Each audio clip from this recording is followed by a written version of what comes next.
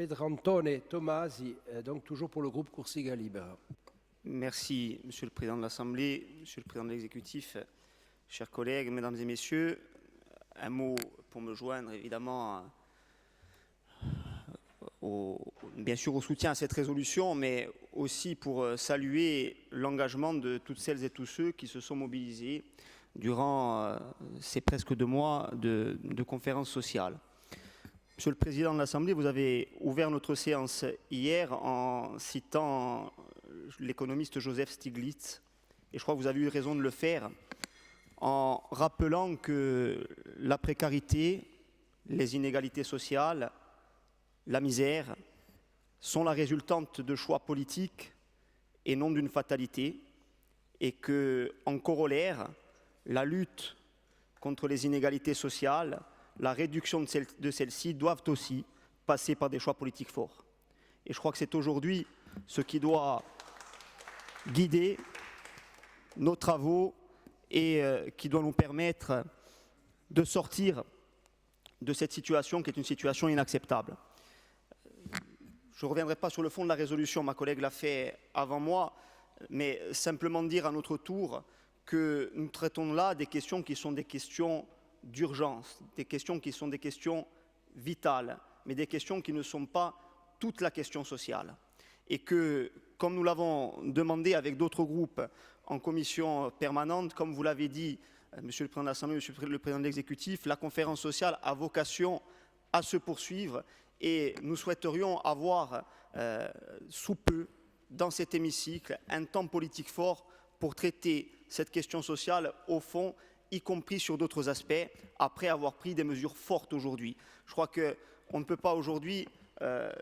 s'exonérer d'un débat aussi sur le logement, ça a été dit, sur la précarité énergétique, sur l'action territoriale et les inégalités territoriales et sociales, parce qu'on a une corrélation entre les deux. On ne peut pas s'exonérer de réfléchir, et il faut le faire, sur l'efficacité des moyens dont nous disposons ou dont nous ne disposons pas dans le combat pour l'emploi. Est-ce que le service public de l'emploi aujourd'hui est adapté, centralisé qu'il est, non rénové? Nous portions dès 2016 cette question d'un transfert et d'une rénovation dans cet hémicycle. Est-ce que nous avons mobilisé tous les dispositifs qui étaient en notre possession pour lutter contre l'exclusion bancaire, dont on sait qu'elle est souvent le prélude à l'exclusion sociale et à l'exclusion de tout court? Et puis, pour terminer effectivement sur une revendication politique, mais qui est liée au débat social et qui nous tient à cœur, nous croyons, et nous avons eu l'occasion de le dire,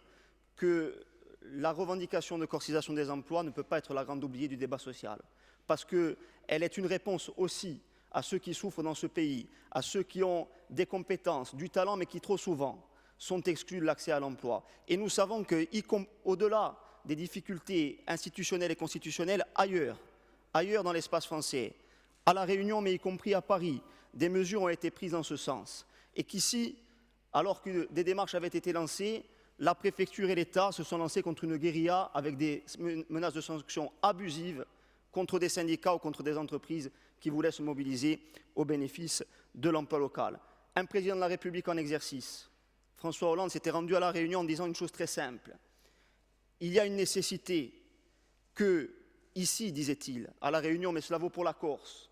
les emplois disponibles puissent être proposés aux Réunionnais. Nous pouvons faire nôtre cette formule en la remplaçant Réunionnais par Corse, parce qu'il y a la nécessité aujourd'hui de poser en ce domaine un acte politique fort.